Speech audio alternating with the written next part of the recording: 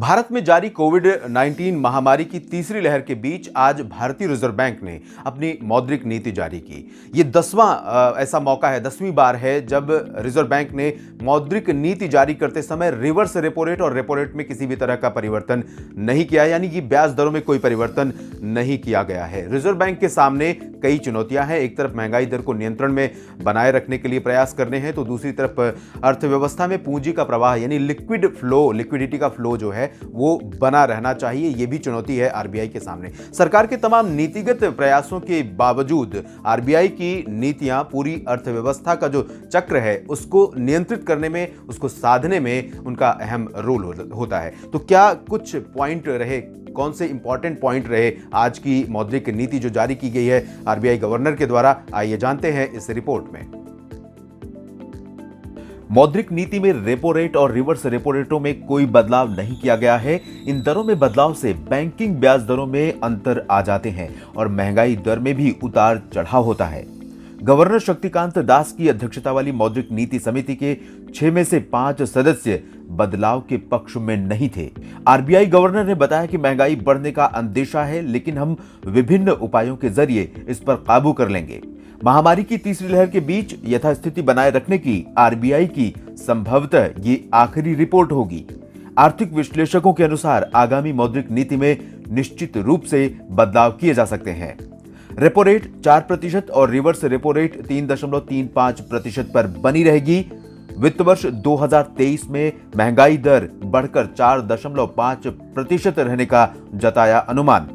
खाने पीने की चीजों की मांग और आपूर्ति में संतुलन के बावजूद आरबीआई ने महंगाई दर बढ़ने की आशंका जताई।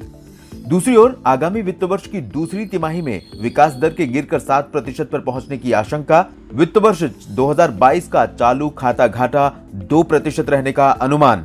आरबीआई गवर्नर ने बैंक की नीतियों और देश की आर्थिक स्थिति का बयान करने के लिए लता मंगेशकर के गीत आज फिर जीने की तमन्ना है के बोल दोहराए। As the great Lata Mangeshkar, whom we lost recently, sang in her immortal voice, "Aaj fir jeene ki tamanna hai."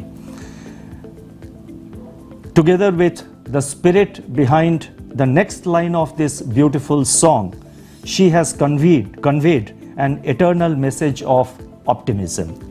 We in the Reserve Bank have remained steadfast in our commitment to safeguard trust and confidence in the domestic financial system as we rebuild the foundations of strong and sustainable growth with macroeconomic stability.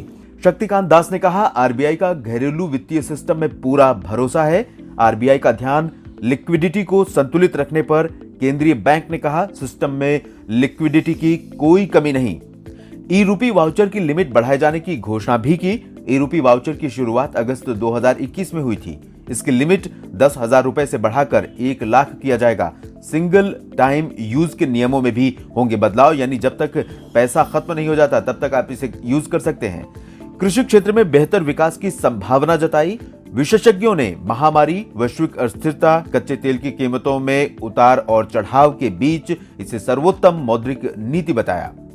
आर्थिक विशेषज्ञों का मानना है कि अगली मौद्रिक नीति जब आरबीआई जारी करेगी तब निश्चित रूप से रिवर्स रेपो रेट और रेपो रेट में बदलाव हो सकते हैं, यानी कि ब्याज दरों में परिवर्तन हो सकता है, जिसके कारण ईएमआई आपकी जो है बैंकों में जाने वाली उसमें परिवर्तन आ सकते हैं।